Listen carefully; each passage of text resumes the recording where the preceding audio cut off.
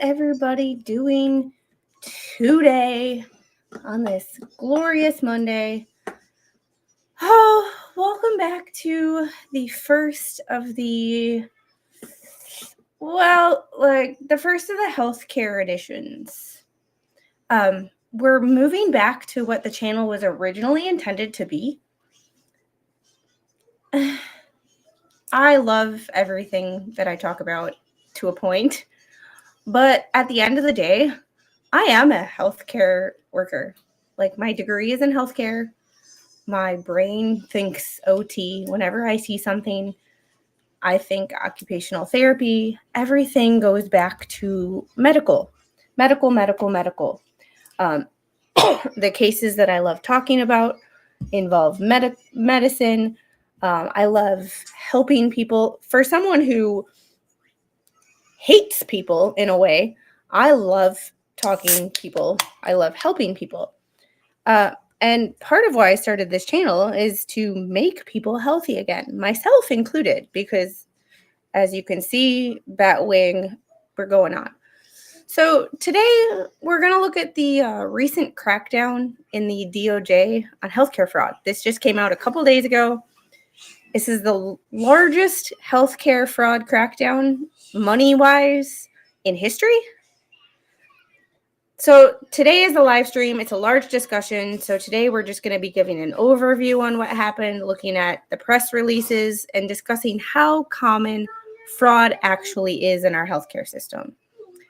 In some later videos and or live streams, I haven't really decided yet, we'll be looking into how fraud impacts your healthcare, overall patient quality, if therapy, because that's my bread and butter, therapy, I'm at the end of the day an occupational therapy assistant, how productivity standards of therapy, 90 to 95%, which means 90% productivity, a therapist or a therapy assistant. The only difference is the therapist does the initial eval and a lot of the times the discharge of the patient, but the therapist does everything in between. So I'm not anybody's assistant. I'm doing all the treatments. I just don't do the initial eval. That's about the extent of that. Where that comes in, I have 4 minutes at 90% productivity. My clinical instructor and I did the math. 4 minutes per hour to get something to eat, to get something to drink, or pee, or type. So can that lead to fraud, since therapists are typically completing documentation poorly, which can lead to fraud, or clocking out and completing their documentation because of reimbursement standards, or reimbursement standards by CMS, which is the Centers for Medicaid and Medicare Services, which we will be talking about, can lead to doctors committing fraud, because how are they reimbursed? Not by patient outcomes, but by how many patients they see. So our healthcare system becomes a conveyor belt. The more patients the doctor sees in a day, the more surgeries they do in a day, the more money they make. So we're going to take a look at each of these areas one by one. It's a deep dive, but I'm trying to get,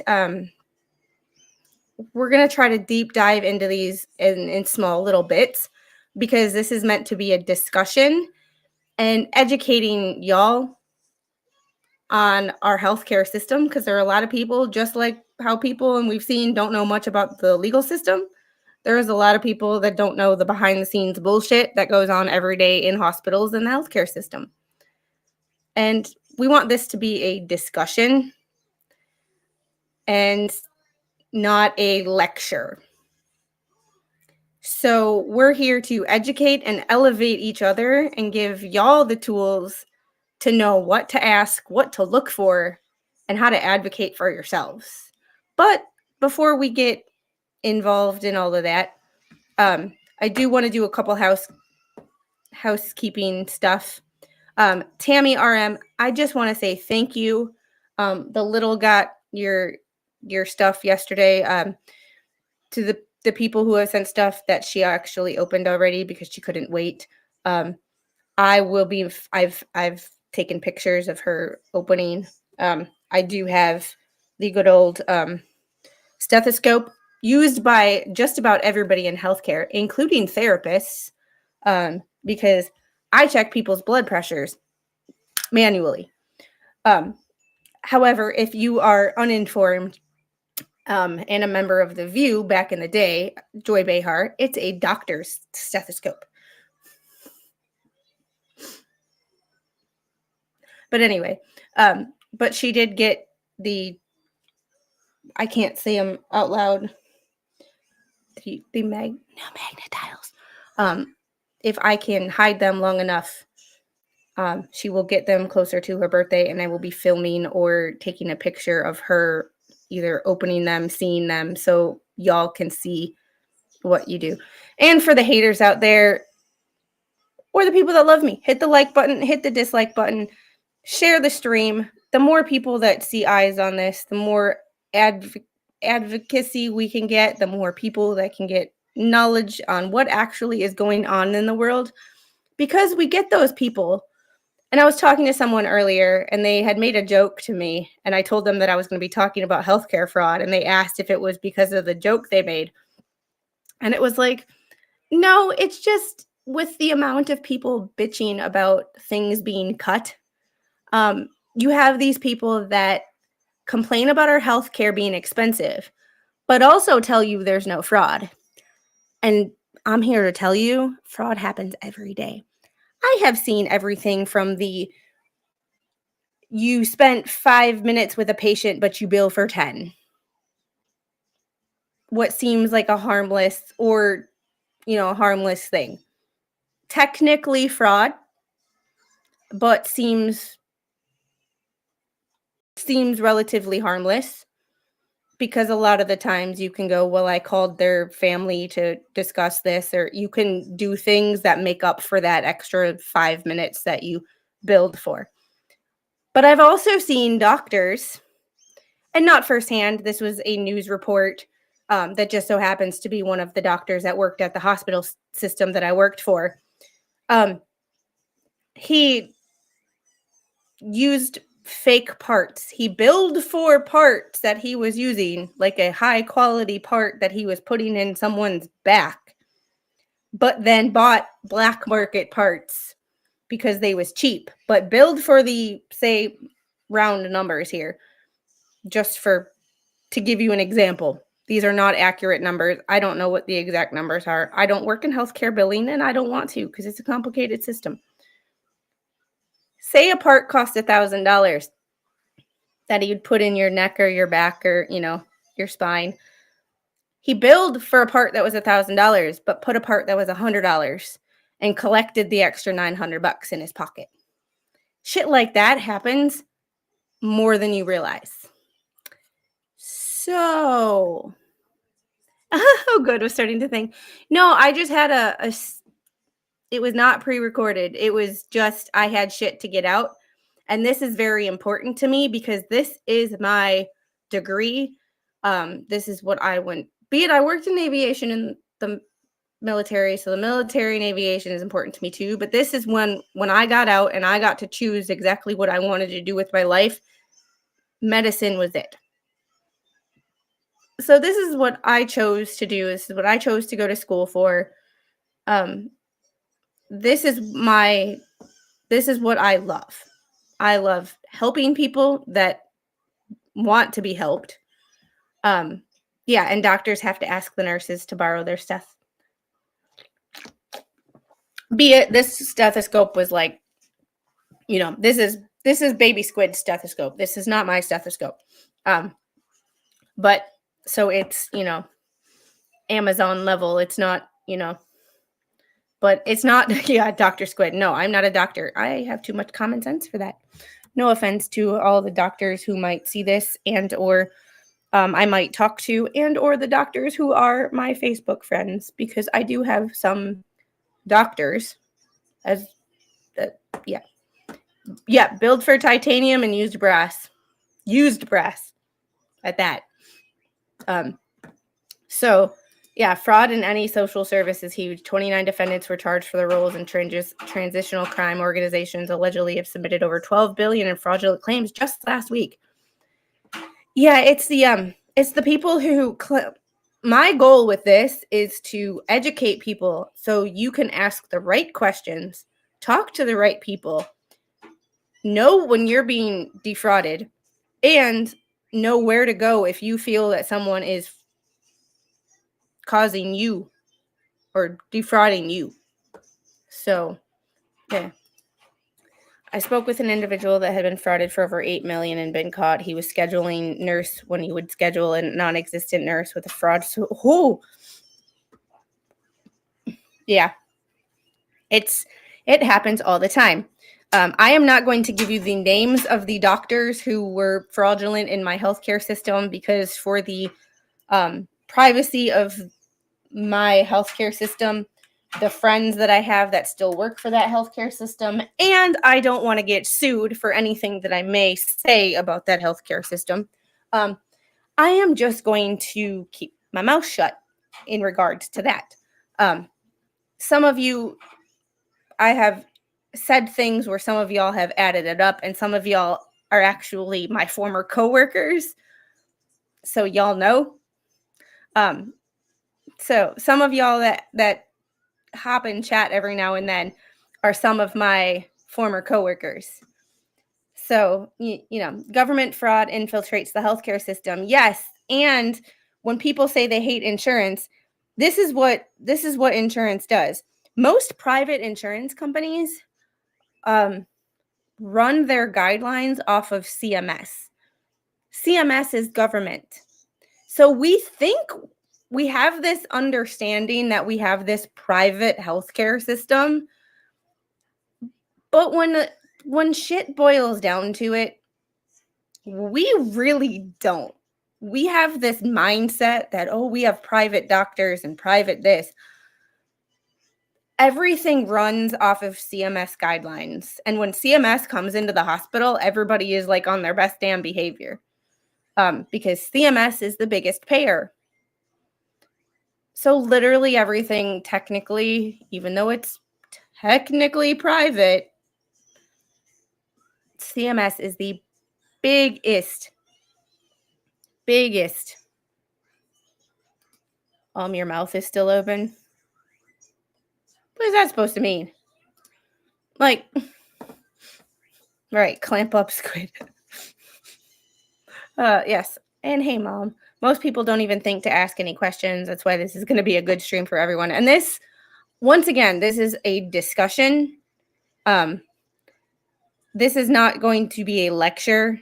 I am here to just present the information and give you my insights as someone who worked in a large hospital. And when I say large, I mean 600 beds and above.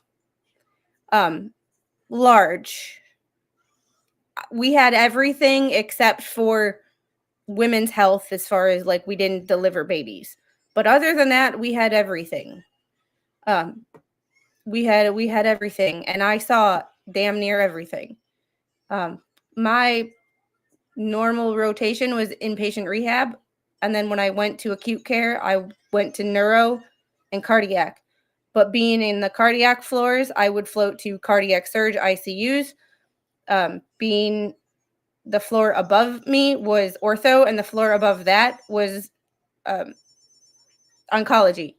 So just because I was on a floor, when other floors needed coverage or when my patients were either not available, I couldn't get all the units I needed to be productive that day, I would pick up patients all around the hospital.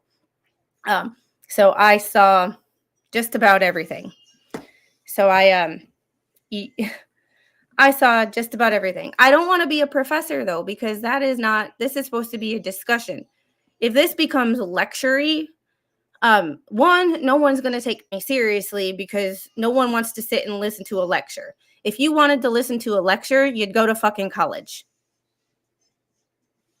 Let's be honest. If y'all wanted to listen to a fucking lecture, you'd go to college. Like we're not trying to be lecture-y here.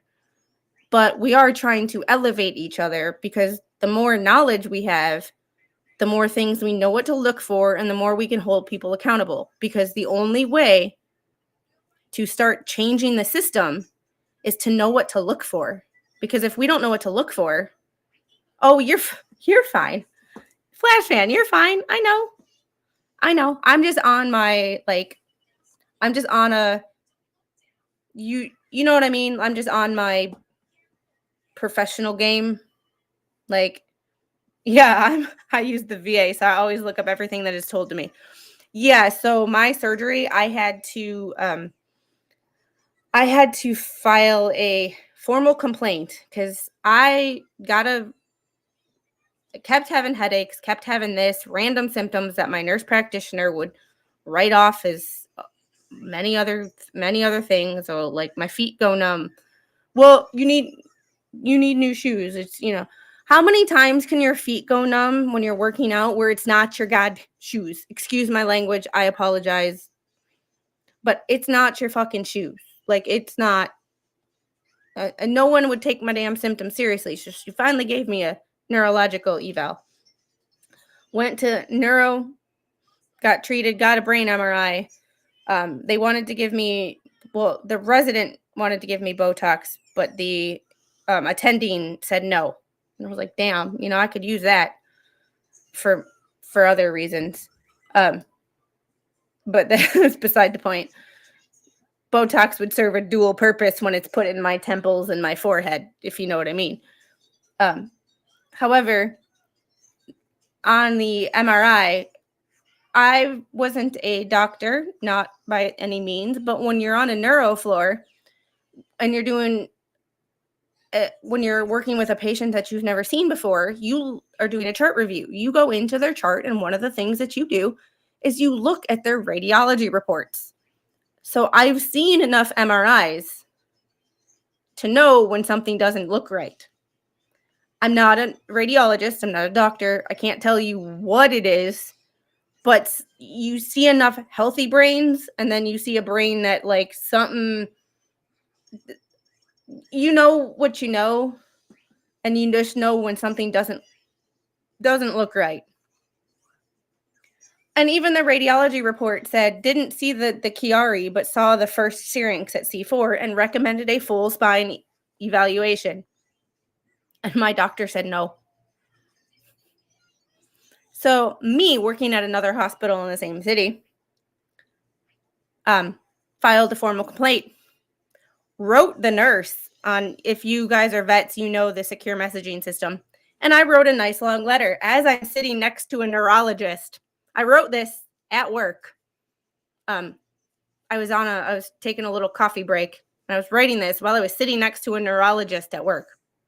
He was charting on one of his patients, and I'm writing, and he goes, "What are you doing?" And I'm like, "You really want to know?" And I've basically fired my neurologist. And I get a notice back from the RN being like, "Oh, he's willing to, do this." And I'm like, "I don't think you understand. I work at insert hospital here. I'm currently on a neurology floor as you're writing me back. I know how this shit is supposed to go. I just looked at another patient's radiology report. I look at radiology reports every day. Stop treating me like I'm stupid.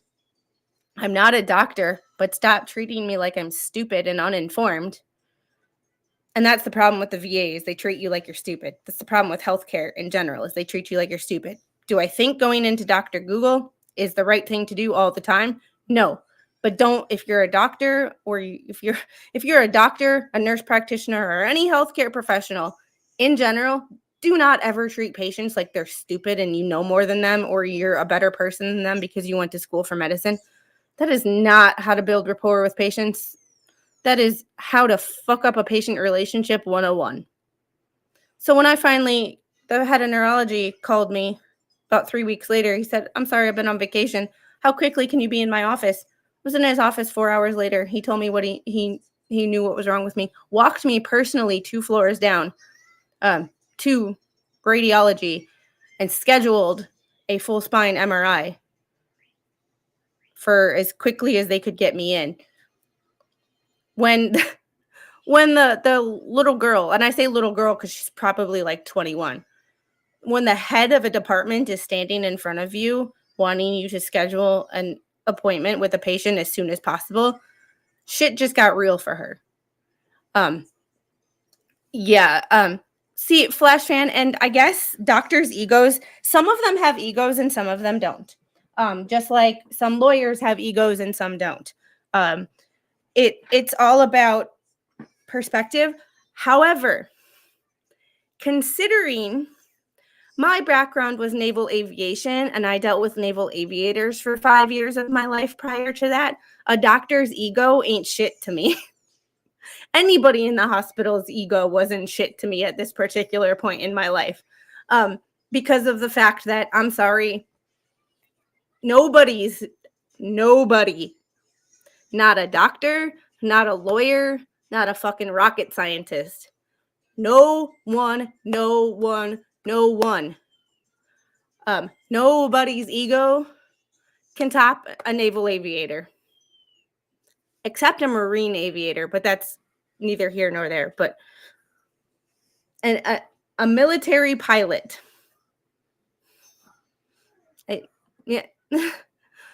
Military pilot. Hey, Cynthia, working and lurking. Just glad you're covering the subject. Thank you. And I know that a lot of my people are chronic pain people, because when I started my channel, like, we were in the midst of all the Maya stuff. And I know a lot of my people here are my chronic pain people. And I've missed you, Cynthia. Glad to see you. It's just one of those situations that it's like, there's a lot of people, it's the medical industrial complex, just like the military industrial complex. We have the medical industrial complex. Tammy, I have a pre-op visit on 7/9 and spinal surgery on 7/15 to repair a failed surgery. All original hardware is loose and moving. The bone is pushing against the nerves. What questions should I ask? You can even ask, and they may or may not tell you, honestly, because they may or may not know. But you should even ask what hardware they're using, how many screws they're using, where they got them, who they're. If you can even ask who they're contracted with, medical supplier they're contracted with, because honestly, they should know. They should know, and then that way, when you get your bill and you look at your bill, because this is one thing that I will. Regardless of your politics, back in 2018 or 2019, Trump signed a bill. I think it was the healthcare bill. I have to do my research to be more specific on that. But it made you have to itemize your stay at the hospital, so you know where your stuff is going. So when you have a surgery, you should know how much you're paying for hardware, and you can kind of use your, logic to see where the money is going. So I have to fix my blinds. My little decided to stick her head underneath our shades. I have paper shades on these windows right now until I figure out what I want, and can afford what I want, but that's a whole nother subject. But she stuck her head underneath it, so I just need to raise them up for her, so she can look out the window. I will be back in about 30 seconds.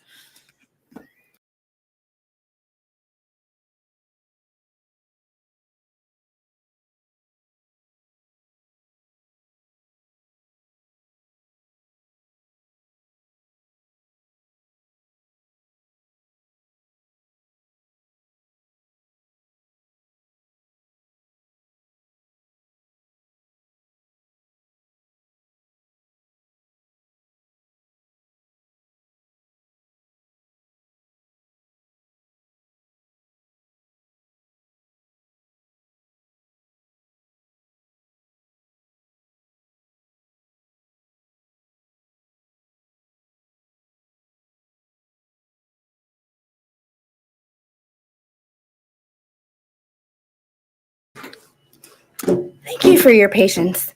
And I'm not an expert in everything. I will tell you, I can just tell you my personal experiences. However, I was an AT2. That's why when AT1 comes in here, he makes fun of me. Because I call him LPO. And Mr. Squid was an AO. If that tells you how the interactions and the interpersonal relationship between me and Mr. Squid and his personality and lack of give a damn about certain things. Like Steven. So I might do a Q&A session. I can't I'm not an expert in everything, and I will tell you if I don't know an answer, but I might be able to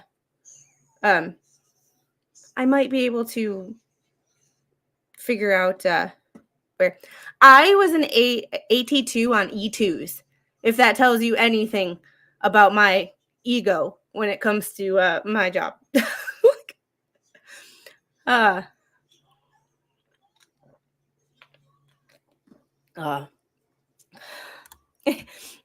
AT1 came in AJ's chat once. She had no idea what an AT was. All right, so we are going to get into the first, basically, the Department of Justice has a news or press release. And I might follow some of these cases if there's enough interest in them. Because this is a huge topic. Like, healthcare is huge. And it's all about... I used to order supplies for Atrium Hospital Cardiac Cath Lab. We charged $300 for a $6 bag of saline. I used to work on a cardiac unit post-cath. One side of the unit was post-cath lab, and the other side was like pulmonary hypertension and Watchman devices and pacemakers and such. So, and sometimes with that, a lot of the times, I have a hell of a time getting biologics needed for my UC. Can't afford insurance, and the meds are over $15,000. Yeah, meds are a freaking nightmare. And hey, Danielle, how are you, my friend?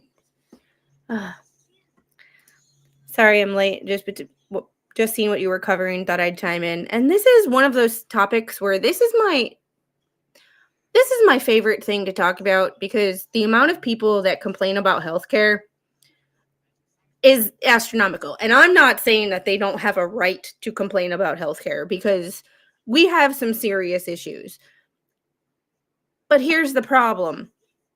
Some of those same people are the same people that will tell you that fraud doesn't exist. And I'm here to tell you that fraud most certainly exists on a wide scale. And this was June 30th. So this was recent.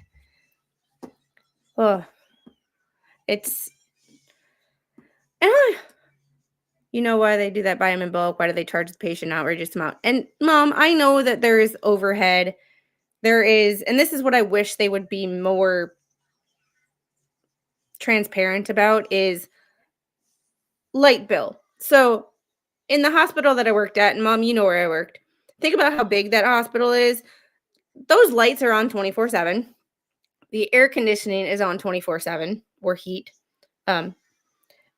You have people working 24/7. There are things that people account for. So I understand why things are marked up to an extent. I just feel like if we're going to do that, we need to be transparent. Like, the electric bill was $1,000 this month. That $1,000 divided by the number of patients we had. This is why your bill for your stay per day was, an extra $50. We had to pay for the light bill.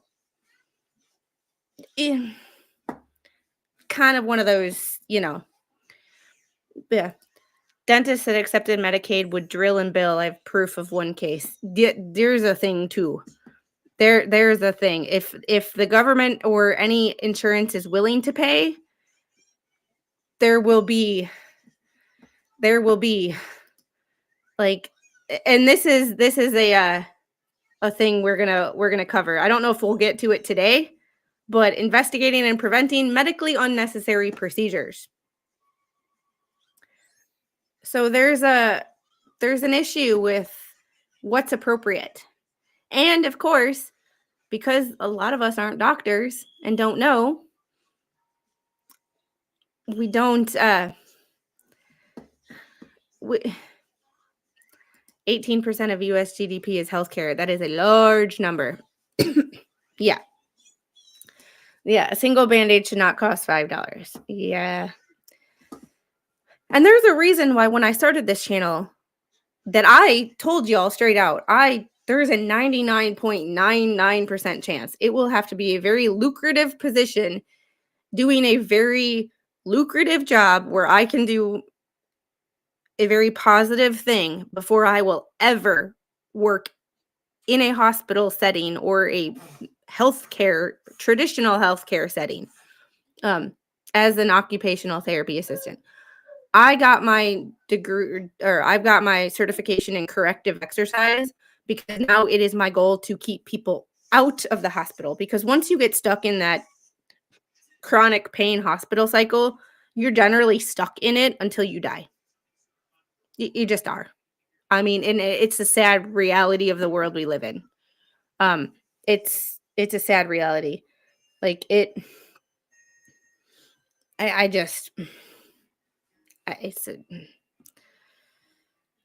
yeah. And then that's a thing we can, like, yeah. Yeah, there's a tax thing with that too, when you're paying for stuff that you may not even use. Like, it's a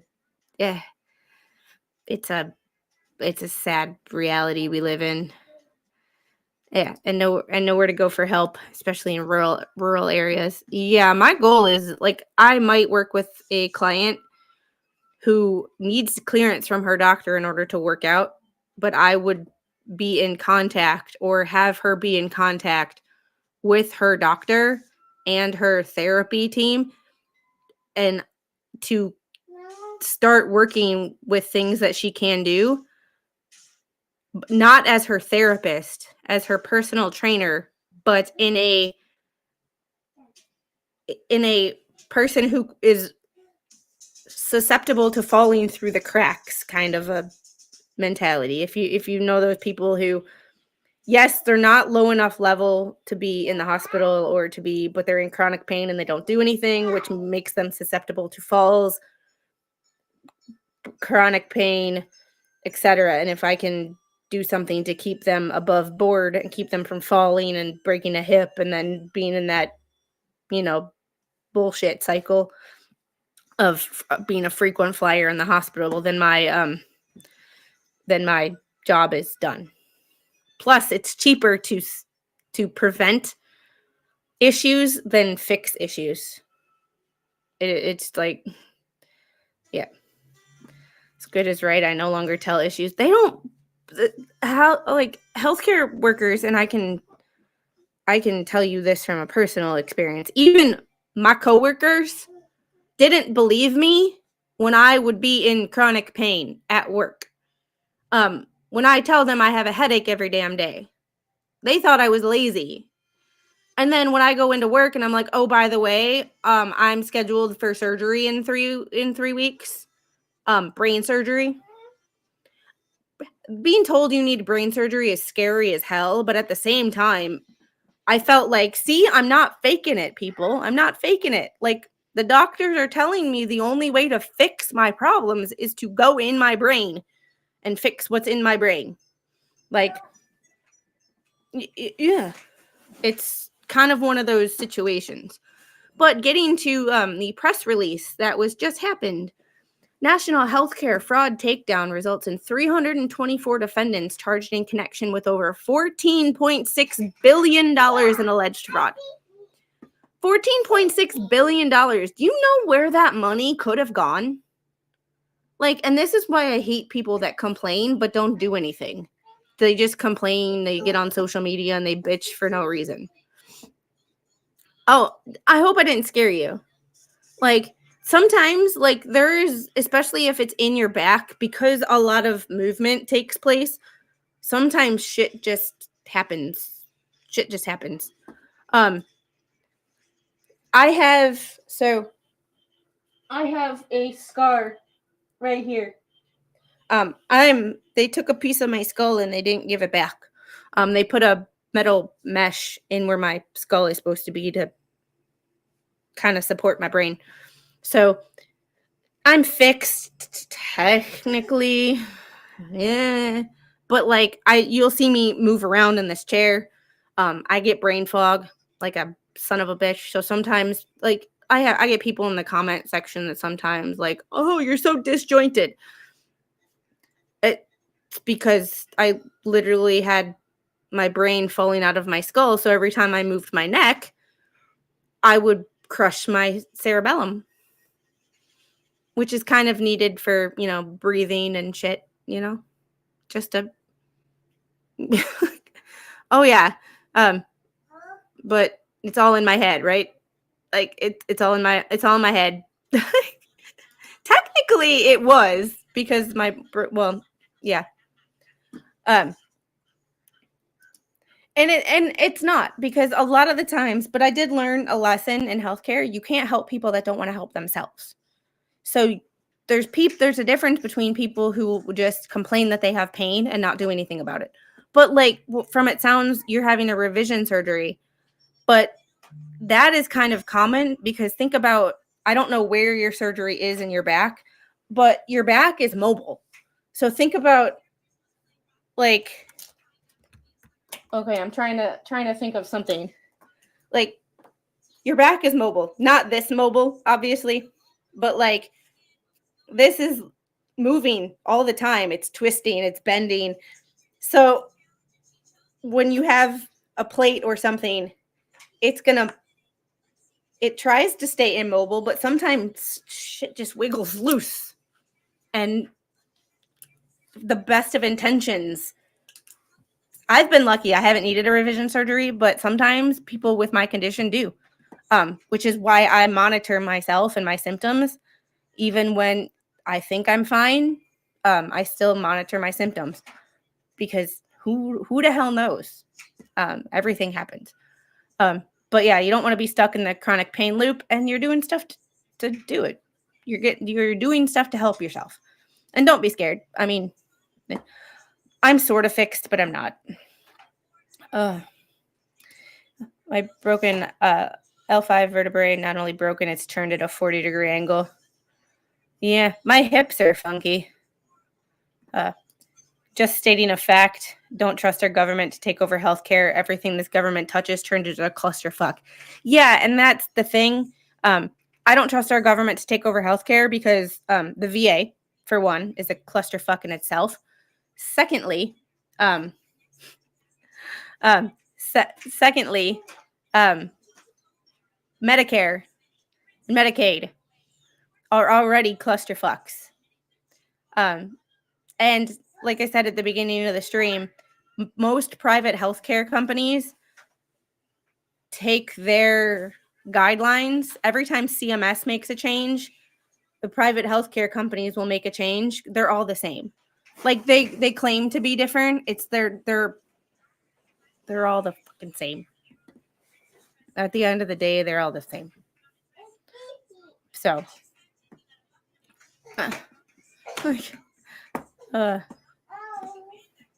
my mom just texted me a picture of my surgery. It's like, oh, I know. I have my surgery. Like, I remember. I have them all on my my phone.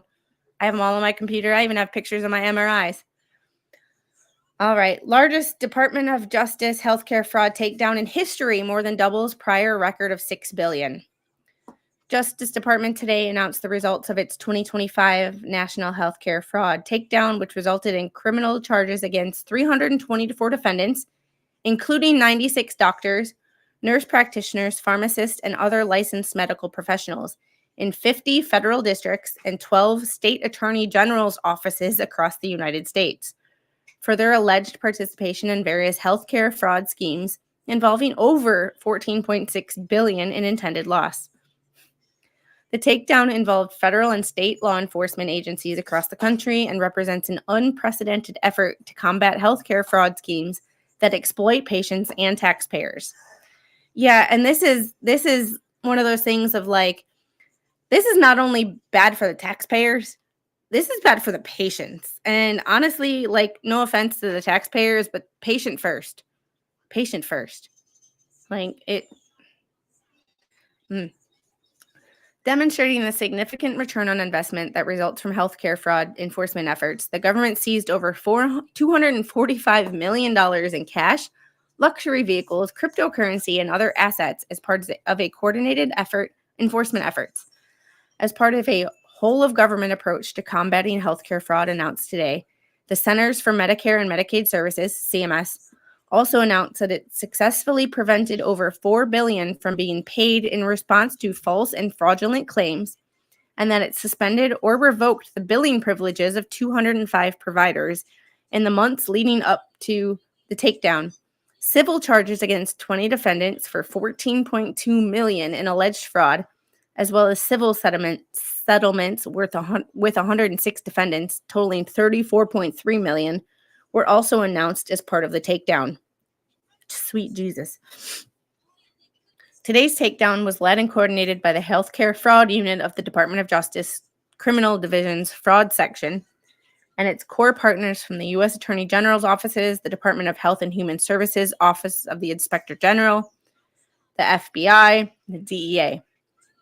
The cases were investigated by agents from HHS, OI, FBI, DEA, and other federal and state law enforcement agencies. The cases are being prosecuted by the Healthcare Fraud Strike Force teams from the Criminal Division's Fraud Section, 50 U.S. attorneys' offices nationwide, and 12 state attorney general's offices. This is I had a Chiari malformation. My brain was herniated out of my skull by 7.5 millimeters.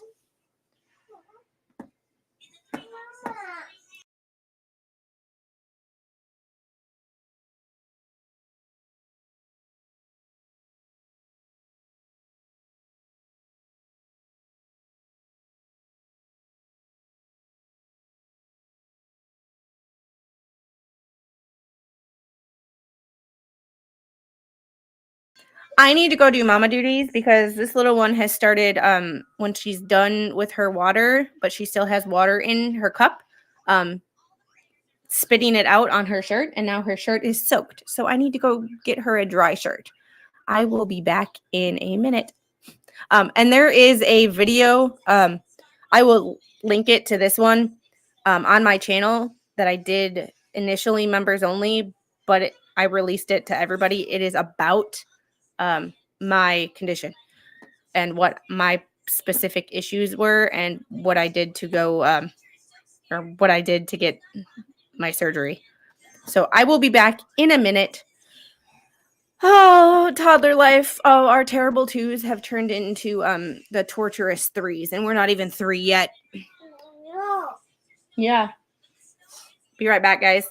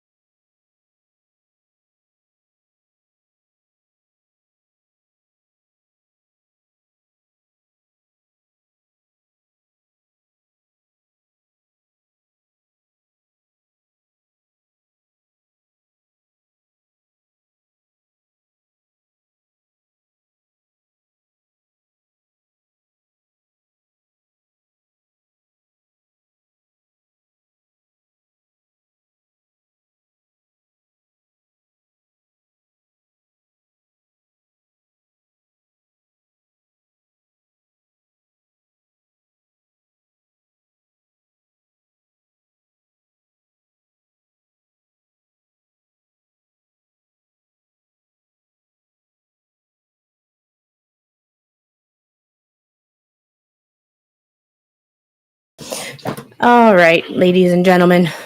I forgot the intermission music. Sorry. And Flash fan, no, I didn't block you. I am just on a roll, and I'm like, when I get in topics like this and I want to get stuff done, I'm generally I focus on the situation at hand and not exactly the chat as much. You can tell when it's something I want to talk about versus like a something that I'm kind of like, let's see what we got today. As a mod, you're an amateur proctologist dealing with a-holes on a daily basis. Oh, and Duncan, Idaho, thank you for the 5 Squid Pro Quo memberships. I really appreciate you.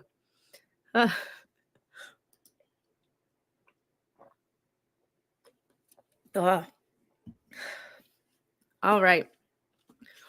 I am just oh, you got kicked out. It happens. YouTube is a thing lately. YouTube is a peach. It's a peach. All right. You can just tell when it's something that I'm very, very interested in. And healthcare fraud and healthcare reform is something that I'm very, very focused on and very interested in. Because I saw with my own eyes, and especially when, like, around here, we don't have a VA hospital. It's the nearest one is in Augusta. So, and I am far from Augusta. So I have to go to like all civilian things for therapy or PT and stuff like that. So having that, I see how much that is billed by the therapists, the PT, the massage therapists, and all that. And I see how much the VA is actually paying.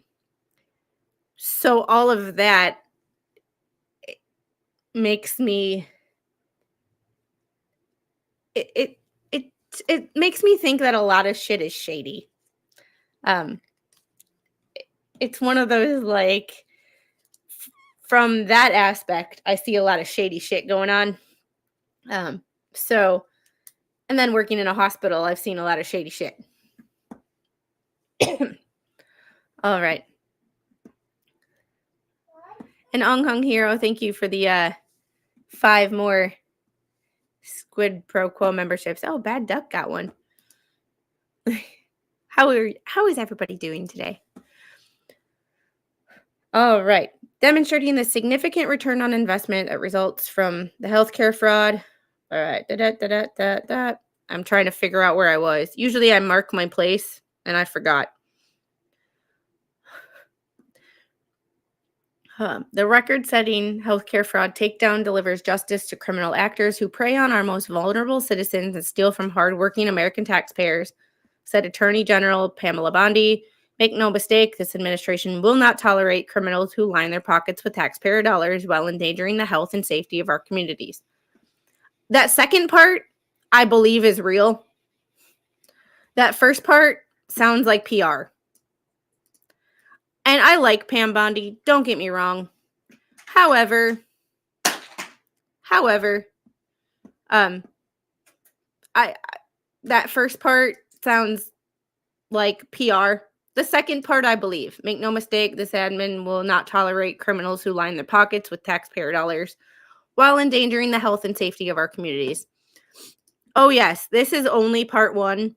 I am going to be following, if I can find each individual person's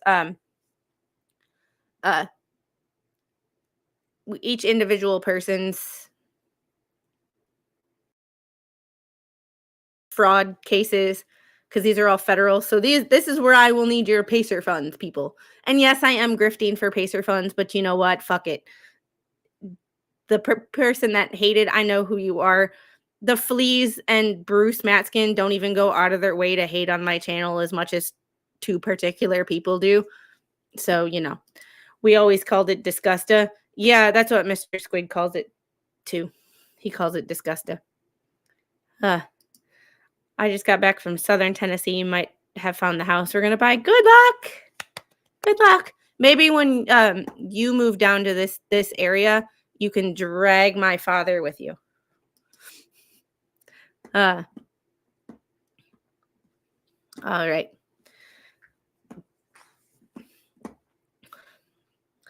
As part of making healthcare accessible and affordable to all Americans, HHS will aggressively work with our law enforcement partners to eliminate the pervasive healthcare fraud that bedeviled this agency. See, and this is where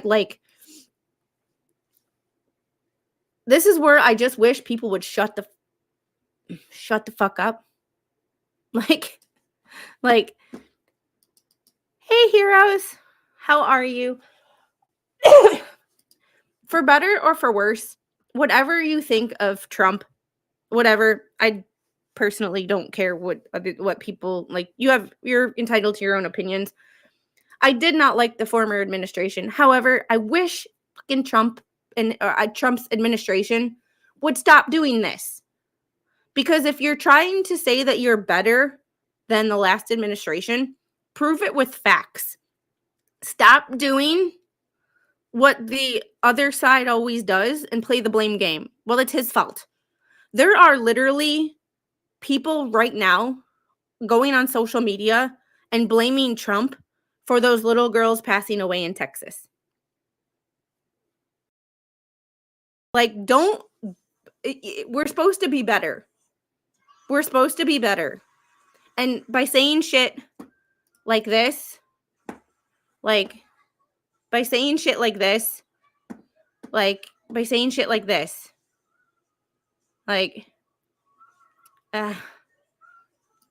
I've seen that Bondi is good at PR, but look what she's doing, and it's far from just a front as we've seen in the past. I understand, but stop doing this. Stop. Use your facts and use the data to prove your point. Stop trying to throw the last administration under the bus, because all it does is make you look petty. And I'm sorry, I'm not the queen of petty. That's Charlotte. Charlotte's the petty potato queen. If you know, you know. But I'd like to think that I'm pretty petty at times, but I'm funny petty or ridiculous, like a thorn in your side petty. I'm not this petty. But because if this is the truth, which I believe it is, but do what you do, prove it with your actions. Because if you're doing what you're doing, then you're going to look and say the overall healthcare costs in 2026 or 2027, look at what we did and our actions of doing this fraud, or, taking care of this fraud and going after these people have reduced the overall healthcare costs by 5, 10, 15, 20, whatever percent. Stop trying to do this and throwing other administrations under the bus. I hate when people do that on either side. Just do what you do. Actions speak louder than words. Stop running your mouth and just fucking work. Sorry. And Tammy RM, thanks for the $5 super chat to help with PACER funding. I challenged others to meet or beat. If only Slug was here, because I would grift, because I would be like a $50 super chat and I kick Slug off my stream. Just kidding, Slug. If you watch the stream on replay, you're my you're my dude. I just Trump controls the weather. Yeah, I'm gonna do probably an unhinged stream where I just go over ridiculous people's TikToks, and I'm or Instagram or Facebook posts, because there's been a lot of stupid lately. Yeah, and it bothers me that insurance companies and hospitals just don't admit they're for profit. Yeah, there's that. Yeah.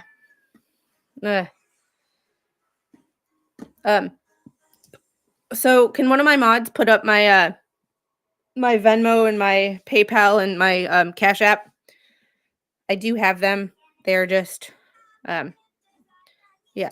But everyone blames themselves. It's normal tech. yeah, I just hate, like, I just, I do have stuff that I reposted on my Twitter. There was someone who said it's 100% Trump's fault. We're getting off topic, but I will, if you look at my Twitter, um, or my X or whatever the hell you want to call that, um, there is actually a meteorologist that came back and posted a whole bunch of information, including a headline from 1989 about that flooding in that exact same area that killed a whole bunch of people back in 1989. I think it was either 87 or 89 was the headline. It was actually a newspaper clipping.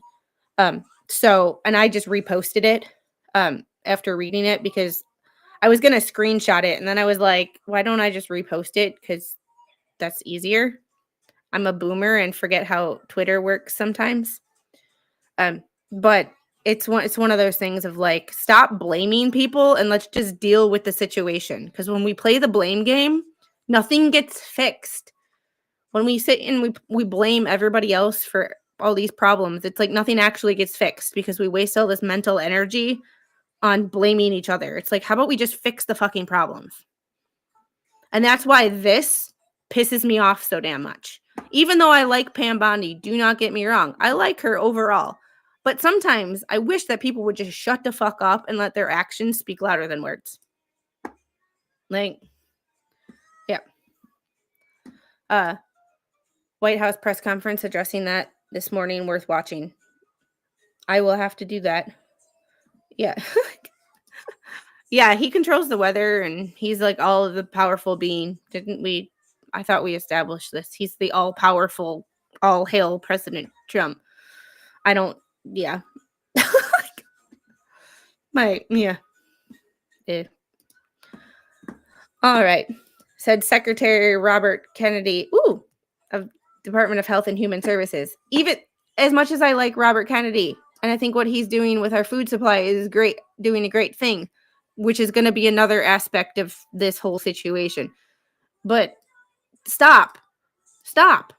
Like, I hate, So I was wrong. That wasn't Pam Bondi who blamed the former administration. That was Kennedy. Just, I hate the blame game. Of course she is. Of course she is. Sometimes I really like what she has to say, and then sometimes I'm like, you got your damn mind. Like, you got your damn mind. The criminal division is intensely committed to rooting out healthcare fraud schemes and prosecuting the criminals who perpetrate them because these schemes, one, often result in physical patient harm through medically unnecessary treatments or failure to provide the correct treatments. This leads me to questions about Gypsy Rose and some of the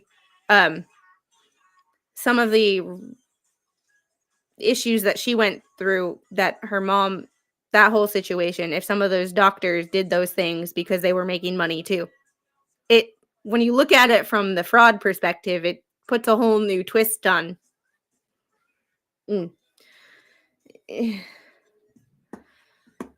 How outlandish is her bill? Yeah, that's yeah.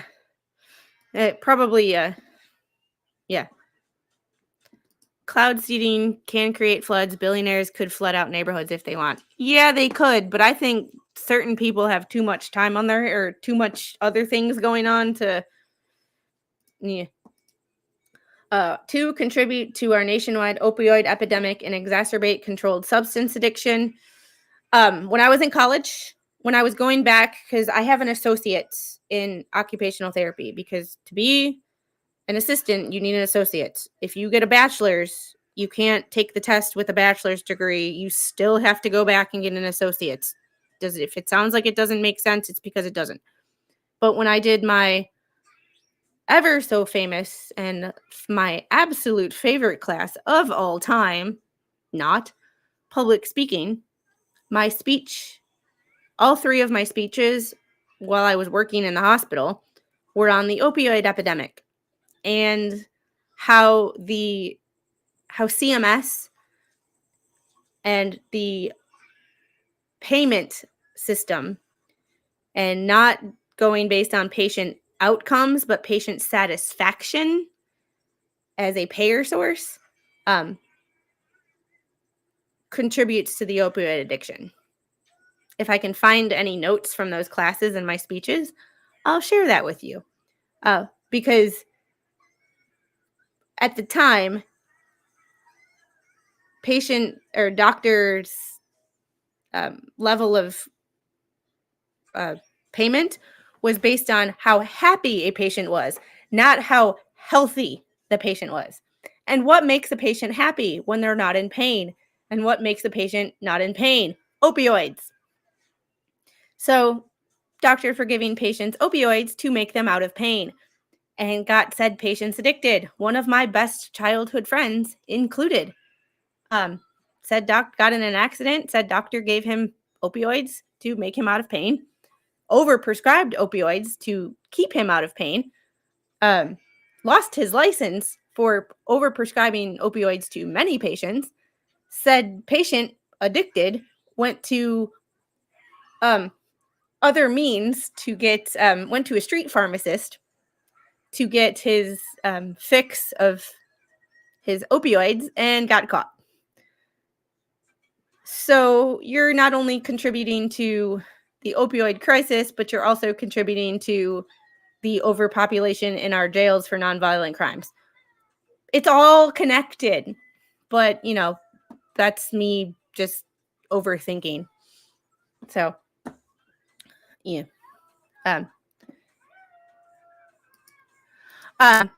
Stacy, if you look at my Twitter, the 12-hour, the warning system, the even Grok had said that it was not the warning system or anything to do with budget cuts or anything like that, or the National Weather Service. The National Weather Service issued warnings and everything just like they normally do. However, the warning system was issued at 1:42 a.m. When all of this went down, most of these people were sleeping. So yes, lack of cell service, but also the middle of the night. So sometimes shit, negative shit just happens.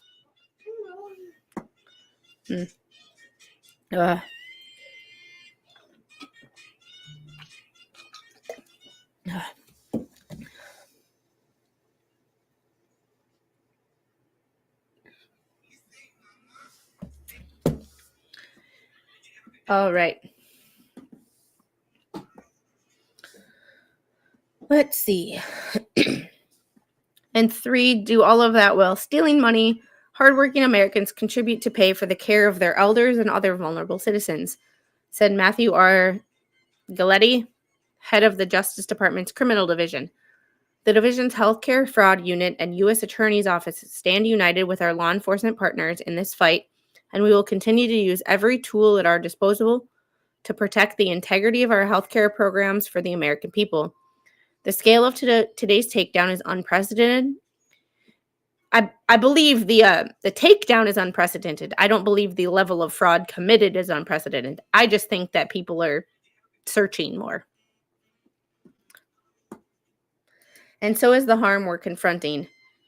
Individuals who attempt to steal from the federal healthcare system and put vulnerable patients at risk will be held accountable, said Acting Inspector General Juliet T. Hodgkins of HHS-OIG. Our agents at HHS-OIG, say that 10 times fast, work relentlessly to detect, investigate, and dismantle these fraud schemes. We are proud to stand with our law enforcement partners in protecting taxpayer dollars and safeguarding patient care. Healthcare fraud drains critical resources from programs intended to help people who truly need medical care, said FBI Director Kash Patel.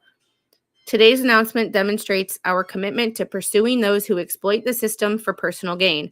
With more than $13 billion in fraud uncovered, this is the largest takedown for this initiative to date. Together, the FBI and our law enforcement partners will continue to hold those accountable who steal from the American people and undermine our healthcare systems. 29 defendants were charged for their roles in transitional crime organizations alleged to have submitted over $12 billion in fraudulent claims to America's health insurance programs.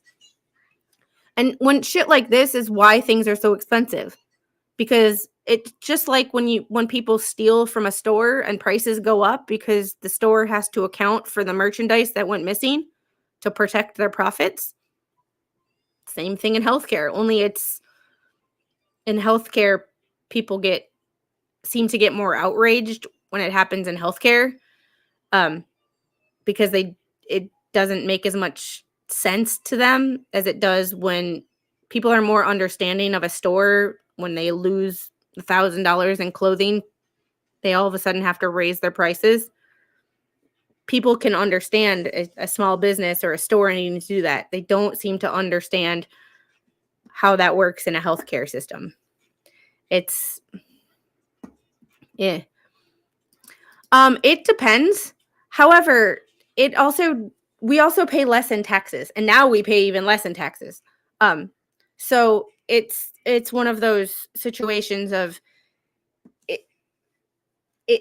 I have to do the math, and I might, if you want to email me, I kind of have questions for you now that you mentioned how much you pay, based on how much you use the system, because you still pay a higher tax rate even if you don't use the system a lot. Here we pay a lower tax rate and maybe higher weight or higher for healthcare, but then we don't use it a lot. So it might balance out in the long run. There's a lot of nuance to it that I remember. We on this channel we acknowledge that everything has nuance, and that like everything has nuance and not something's just black or white, and you know what I mean? So it's a off-topic question. Do you mind if I send that Ohio stuff to other people as well? I'm trying to get as much attention on that case. I don't care. You do what you need to do. Flashfan sent me a case today about an Ohio dad who nearly decapitated his daughter. I have to look into it, and I haven't had the chance to look into what he sent me today because I've been doing this stuff today. I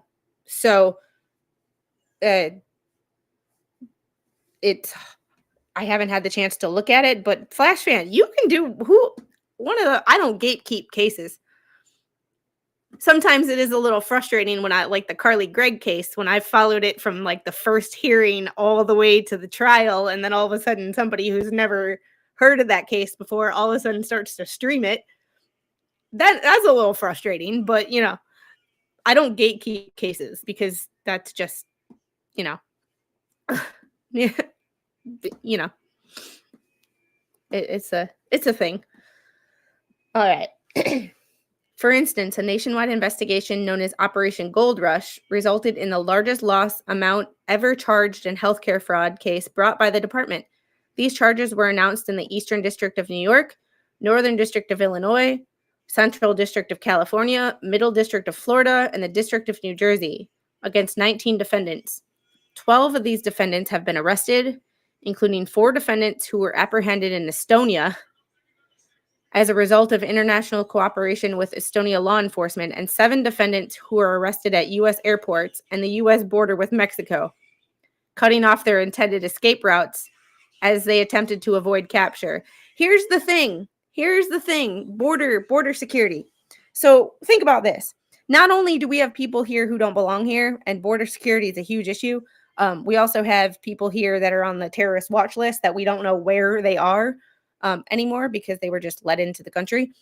But we also have people who want to escape this country, who committed crimes here, that want to escape over the southern border and get out.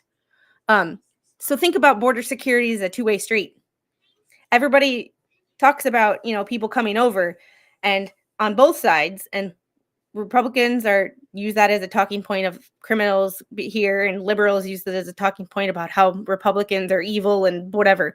But think about it as there's also people who want to escape justice here and escape over the southern border and all of a sudden go into a country that doesn't have extradition. So think about it from that perspective. You just frauded the U.S. government and healthcare system out of $10 million, and now you're going to escape to Brazil through the southern border. And all of a sudden you're gone. You know? You're fine. I don't gatekeep cases. You're fine.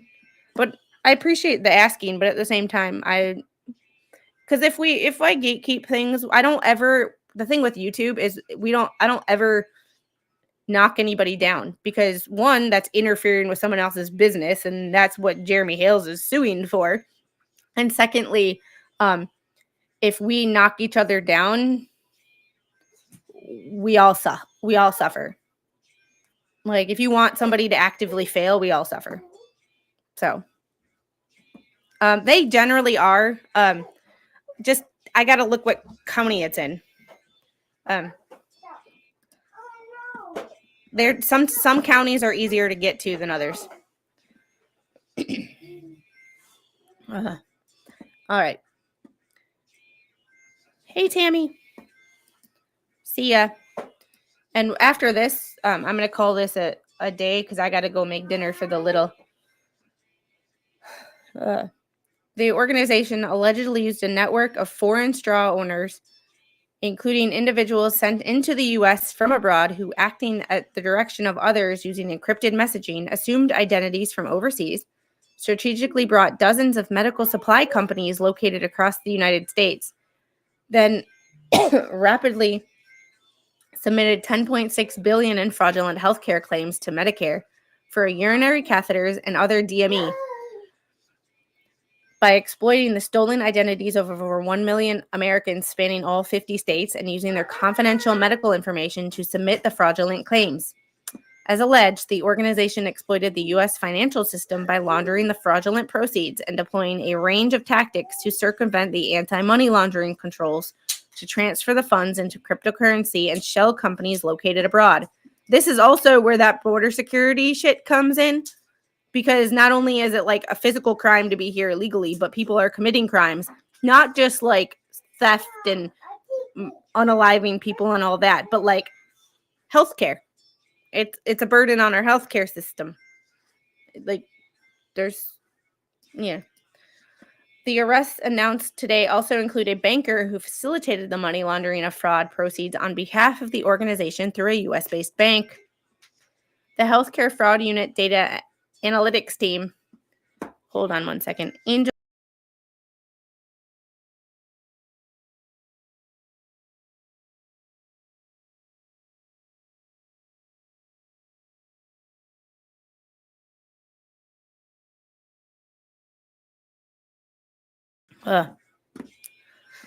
Yeah. DME is a criminal enterprise in and of itself. Yeah. The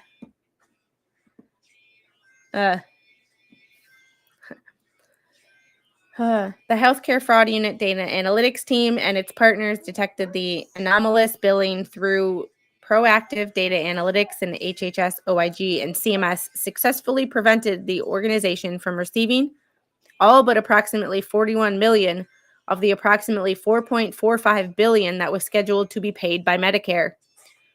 HHS and CMS intend to seek the return of the 4.41 billion in escrow to the Medicare Trust Fund for needed medical care. The scheme nonetheless resulted in payments of approximately 900 million from Medicare supplemental insurers. To date, law enforcement has seized approximately 27.7 million in fraud proceeds as a part of Operation Gold Rush. In another action involving foreign influence, charges were filed in the Northern District of Illinois against 5 defendants, including 2 owners and executives of Pakistani marketing organizations, in connection with $703 million scheme in which Medicare beneficiaries' identification numbers and other confidential health information were allegedly obtained through theft and deceptive marketing. Never give out your personal information over the phone or in an email. If someone emails you asking for your personal information, do not get it. Do not give it out. If you have if you have somewhere that you can possibly, if your insurance company has like a phishing email scam place to forward emails, forward that to them before you send any personal information. Protect your shit at all costs. This is why. Not the only reason, but this is a large reason. The defendants allegedly used artificial intelligence to create fake recordings of Medicare beneficiaries purportedly consenting to receive certain products. According to court documents, the beneficiaries' confidential information was then illegally sold to laboratories and durable medical equipment companies, which used this unlawfully obtained and fraudulently generated data to submit false claims to Medicare. And my personal opinion on this is, if y'all have a health savings account, put money in that health savings account. If your employer matches it, use that employer match to buy your own damn DME on Amazon. Talk to a therapist, get recommendations. But DME is becoming a fraud in itself. When you can go and buy directly from the company using a health savings account. It's generally cheaper. It's generally cheaper, and you know what you're getting, and you know where you're getting it from. Hey, Roy. And hey, Sir Frank. Back to work. Have a great day.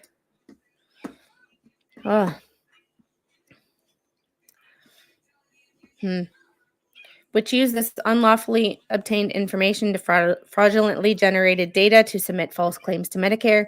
Certain defendants controlled dozens of nominee-owned DME companies and laboratories that allegedly submitted fraudulent claims for products and services beneficiaries did not request, need, or receive.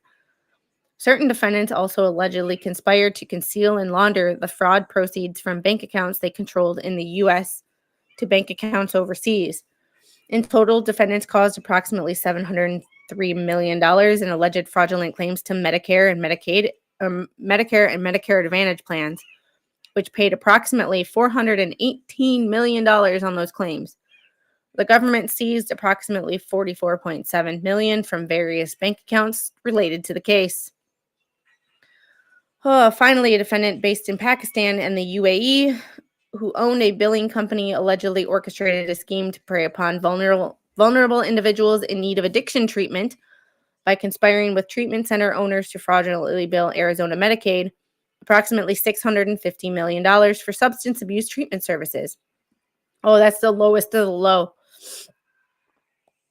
According to court documents, some of the services billed were never provided, while other services were provided at a level that was so substandard that it failed to serve any treatment purpose. As part of the conspiracy, treatment center owners allegedly paid illegal kickbacks in exchange for the referral of patients recruited from the homeless population and Native American reservations. The defendant received at least $25 million in ill-gotten Arizona Medicaid funds as a result of the conspiracy, and is charged with money laundering offense for his alleged use of those funds to purchase a $2.9 million home on a Gulf estate in Dubai. But yes, there's never been any Medicaid fraud ever. Ever. So when people tell you on the internet that we're trying to cut fraud and waste, and someone says there's never been any there's never been any Medicaid fraud, Exhibit A. And this is just what's been what's been caught. And durable medical equipment is like, from an OT's perspective, shower chairs, toilet risers, walkers, canes, wheelchairs, wheelchair pads,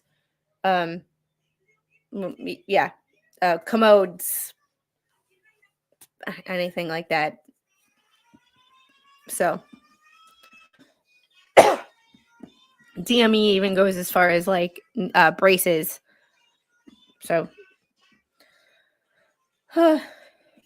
Fraudulent wound care. Good Lord. Yeah. Yeah. So these scams are the reason why my wife's insurance company is slow to approve medication her oncologist orders. One bad apple ruins the bunch. So, yeah, that's why insurance companies suck. It's because not only do insurance companies suck anyway, because you have non-doctors making decisions for someone's health care, but, bye. Have a great day.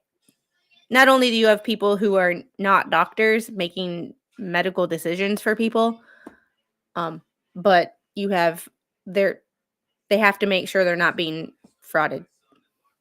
So, fraudulent wound care charges filed in the District of Arizona and Nevada against 7 defendants, including 5 medical professionals, in connection with approximately $1.1 billion in fraudulent claims to Medicare and other healthcare benefit programs for amniotic wound allografts. Oh, shit. As alleged, certain defendants targeted vulnerable elderly patients, many of whom were receiving hospice care, and applied medically unnecessary amniotic allografts to the patient's wounds. Many of the grafts were allegedly applied without coordination with the patient's treating physicians, without proper treatment for infection, to superficial wounds that did not need this treatment, and to areas that far exceeded the size of the wound. Certain defendants allegedly received millions in illegal kickbacks from fraudulent billing scheme. Oh my God. Oh my God. Uh,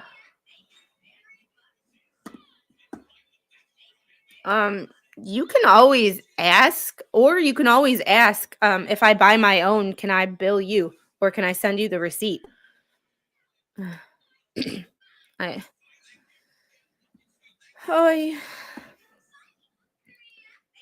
I just.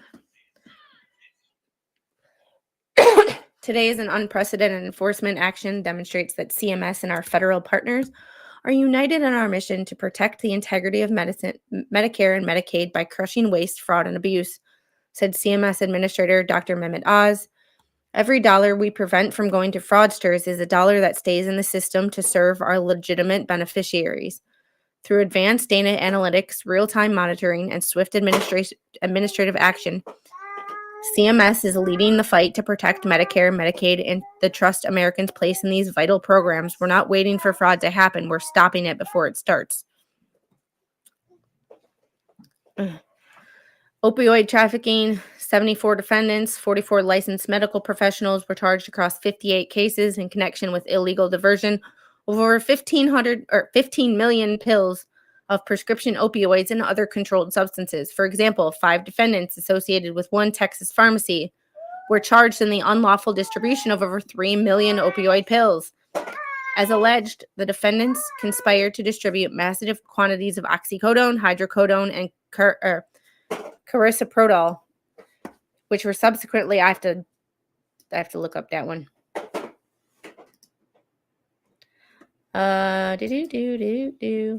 Sold under the brand name Soma, among others, an oral medication used for musculoskeletal pain. Effects generally begin within a half an hour and last for 6. Common side effects include headache, dizziness, sleepiness.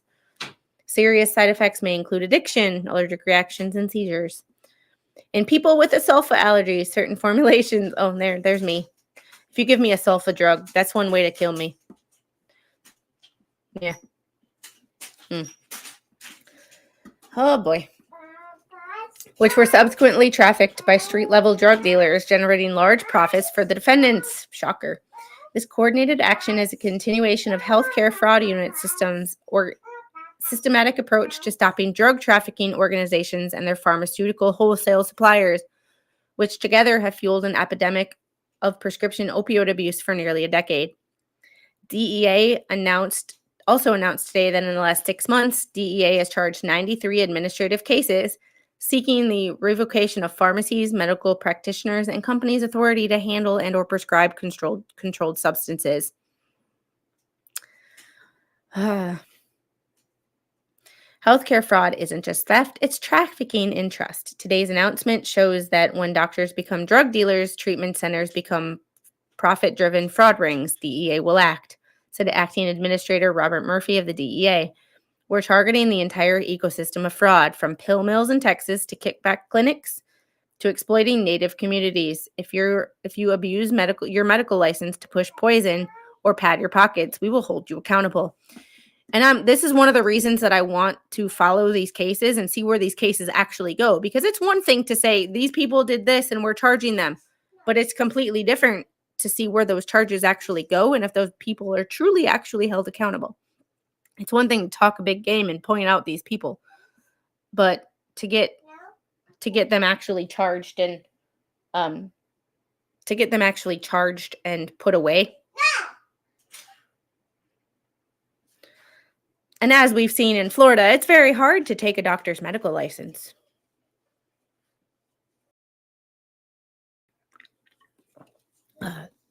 Speaking of doctors, if you are the praying type, not only pray for Roy's wife, who is going through some chemo and some cancer treatments, very serious thing, but also our favorite Dr. Goodhair, CMO Joe, Florida doctor, has mediation tomorrow with HCA Healthcare and the likes of the bit that screwed him over when it came to his retirement and wrongful termination and all of that bullshit that we were talking about a few months ago. They have mediation tomorrow, and he could use all the David versus Goliath prayers that we can, because even though he's a doctor, and he's the higher on the food chain than I am, he is going up against HCA Healthcare, and that's a large healthcare system. HCA Healthcare, not like any of you will ever see this, but just pay the man and shut the fuck up. You will recover at the end of the day. You have to pay him now like 3 times what you would have had to pay him back when you originally should have paid him because of inflation, but that's a you problem, not a him problem. Just pay the man. Shut the fuck up, pay the man, and move on with your life. You will recover. You are a for-profit healthcare system. You will recover. Just pay the man so he can get back on YouTube on a regular basis, because I would really like to talk to him. But he's got a lot going on that's more important than me. Just saying. Just hashtag pay the man. Telemedicine and genetic testing fraud. In today's takedown, 49 of the defendants were charged in connection with the submission over $1.17 billion in allegedly fraudulent claims to Medicare resulting from telemedicine and genetic testing fraud schemes. For example, in the Southern District of Florida, prosecutors charged an owner of a telemedicine and DME companies with $46 million scheme in which Medicare beneficiaries were allegedly targeted through deceptive telemarketing campaigns, and then fraudulent claims were submitted to Medicare for DME and genetic tests for these beneficiaries. The department continues to focus on eliminating healthcare fraud schemes that depend on telemedicine, including schemes involved in fraudulent claims for genetic testing, DME, and COVID-19 tests. Other fraud schemes. The other cases announced today charge an additional 170 defendants with various other healthcare fraud schemes involving over $1.84 billion in allegedly false and fraudulent claims to Medicare, Medicaid, and private insurance companies for diagnostic testing, medical visits, and treatments that were medically unnecessary, provided in connection with kickbacks and bribes that were never provided at all. For example, in Western District of Tennessee, prosecutors charged 3 defendants, including business owners and a pharmacist, with $28.7 million scheme to defraud the Federal Employees Compensation Fund by allegedly billing for medications for injured U.S. Postal Service employees that were never prescribed by a licensed practitioner and largely were not dispensed as claimed. In the Western District of Washington and Northern District of California, prosecutors charged medical providers with allegedly stealing fentanyl and hydrocodone, respectively, that was meant for the providers' patients, including child patients in need of anesthesia. VA's integrated veteran care programs provide critically community-based health care to our nation's disabled benefits and their dependents. Said Acting Inspector General David Case of the Department of Veteran Affairs Office of the Inspector General. Robust oversight of VA's healthcare system is one of the VA's Office of the Inspector General's highest priorities. VA OIG is committed to holding accountable those who defraud government benefit programs intended to care for our nation's heroes. You notice how they don't go into detail about that one? Interesting, right?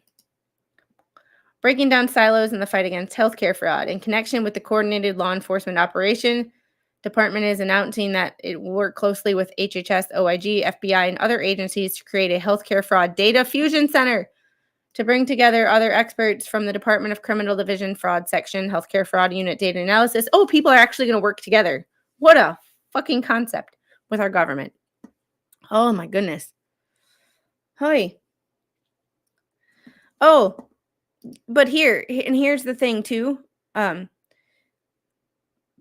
Pills have side effects, and some side effects require treatment. So now you're not only taking something for your blood pressure, but the blood pressure medication gives you a headache, and you're now taking Tylenol for your headache. Instead of, we don't have a healthcare system, we have a sick care system. Instead of prescribing, going to a dietitian and working on working on your diet and going to a personal trainer to work on your exercise and reducing your blood pressure that way. Yeah, are you working on your level? Yeah. We do things the easy way because as Americans, we lazy as fuck. And you tell me if I'm wrong.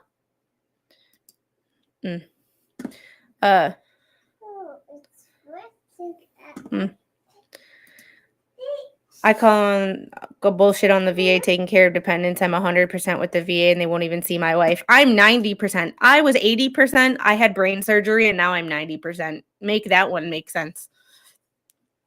You had cancer 6 years ago, complete amputation. They gave me 3 months. Operation was done. I had not long to live. Now 6 years later, I got the consequences. Cancer found, only paid 2 years. I'm sorry. Cancer sucks. Cancer sucks because cancer is so hard, and chemo is worse than the cancer itself sometimes. And I'm not bashing anybody because I can't say that I'm I complain about the size of my ass, but here I am sitting in front of a computer, and I like ice cream and chocolate sauce. Thanks, Grandpa. But so I sometimes eat like crap. So I don't, yeah. And that's this right here. You can't always get more money from someone when they know what's wrong with them, but get them for pain remediation and treating symptoms. They're in there for life. Yeah. Lost my great aunt from lung cancer. I hate cancer. Yeah. Ugh. Yeah. Lung cancer sucks. The worst too. Esophageal cancer was my grandfather. And I'm pretty sure my other grandpa, the one recently, the one that's on the shelf in the closet, had some sort of cancer too, but he never went to the doctor, so you never know.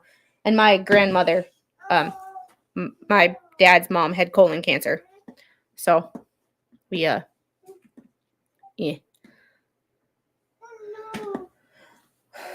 All right.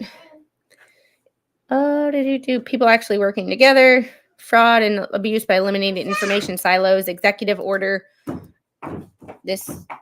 Hi, beautiful. By reducing duplicative data teams, increasing operational efficiency through a whole of government approach, and leveraging computing, artificial intelligence, and other agency resources. And this is where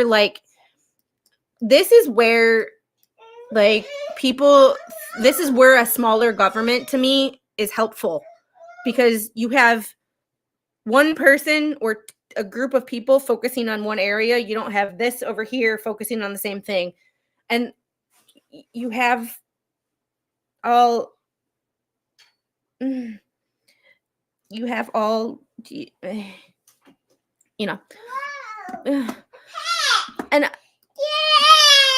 JKD Buck, I don't want to sound like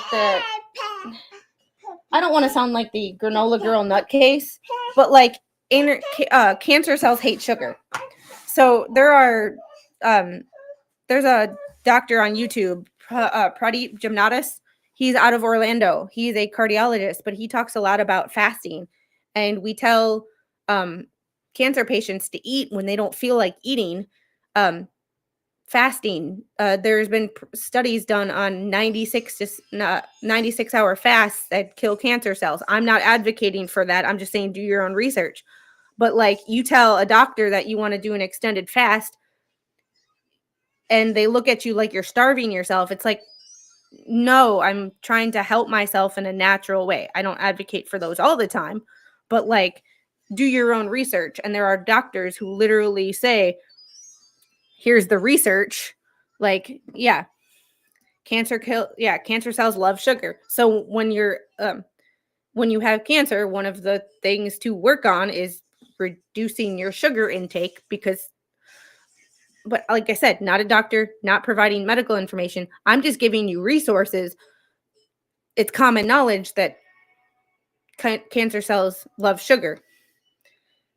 So one of the things naturally to do to reduce your risk, I do too. I only do like, I've only done like a 36 has been my longest, but like, you know, but when people force you to eat before a treatment and you're like, I don't want to, then don't. Trust your body. Like I had the owner of my last gym, like the owner's wife, when she was working with me on my nutrition, when I told her I would use to intermittent fast, she's like, you're starving yourself. No, bitch. It's called I am high calorie. I'm not obese. I'm high calorie. It's the new trending thing. My body has enough residual fat that I am not going to starve. Like, I am not going to starve. Like, no. That is evolutionary speaking. Your body stored fat so that you could use it in times of famine. But now in 2025, we don't have times of famine because we eat every day, all the time, 24 hours a day. There are people who cannot go 8 hours without eating. Like I ate at 9 o'clock this morning. I ate eggs and toast and bacon. So did the little. She's eaten throughout the day. She goes to grab her snacks and her lunch as we want it. But I don't eat, and I'll eat leftover ribeye from yesterday and some potatoes. Like I don't eat all the time anymore, which is great. Yes, small government, please. Yeah, people are like, it's just funny to me how people in the 60s who wanted small government and hated the man are now those same people who were like, I want the government to control every aspect of my life. No, fuck that shit. Hey, Angel, can you unlock the door? I'm pretty sure she locked the office door, so when her dad gets home, she's not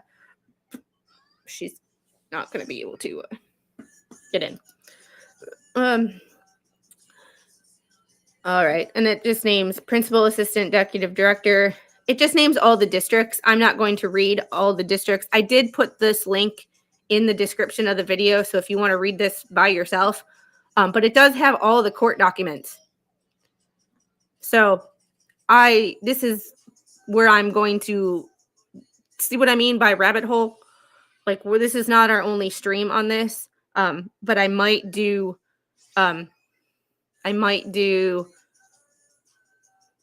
go through some of this because it's all here and it's free.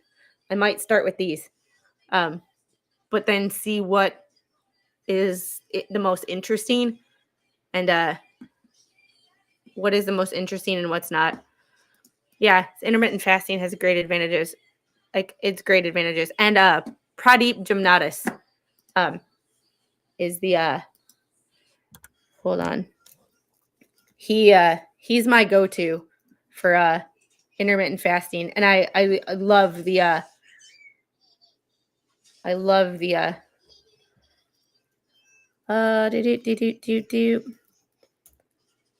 I'm not gonna watch any of his videos because I don't want to get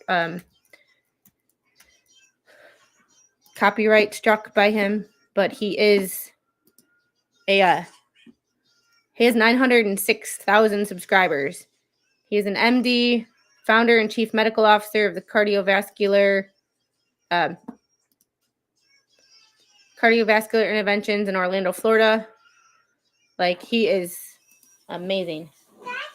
Hey, baby. So he is amazing. So I wish I could do that. So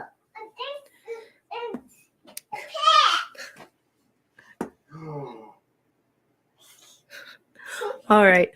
On that note, we're gonna do one more thing before we before we go. We are going to. You didn't.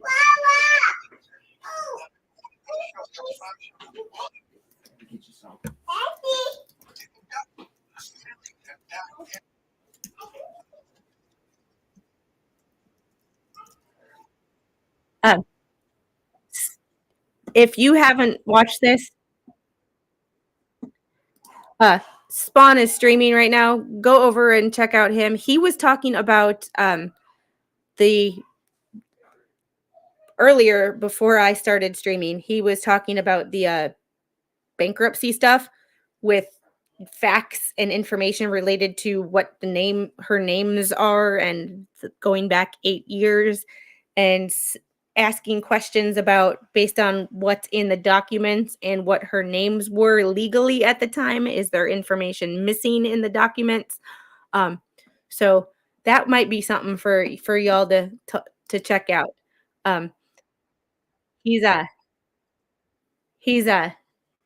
It's an interesting watch.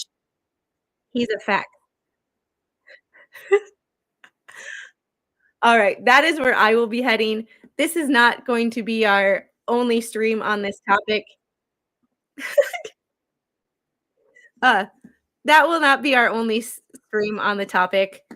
We will get into other things and some of the cases. I Spawn.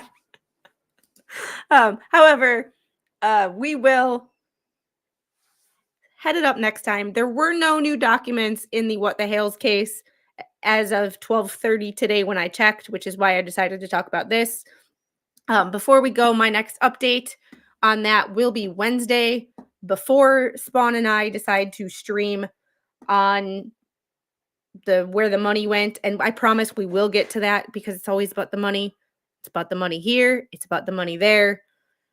Please hit the thumbs up, share this stream, let people know this is what we're talking about because I feel it's like one of those important things that I don't hear many people talk about. And in order to advocate for ourselves and each other and our families, and especially our parents who are aging, it's important to know what is going on in the world. And the more we can have an impact on, and the more knowledge we can have on these topics, the more we can tell our legislatures what to do and what they need to do. Because we can't hold people accountable if we don't know what their jobs are. And if we don't know that any of this stuff is going on, we don't know that there's people that need to be held accountable. So on that note, I love you guys. Please hit that like button, share the video, hit that thumbs down even if you hate me. Thanks for the engagement. I appreciate you so very much. And I will see you guys on the next one. Bye.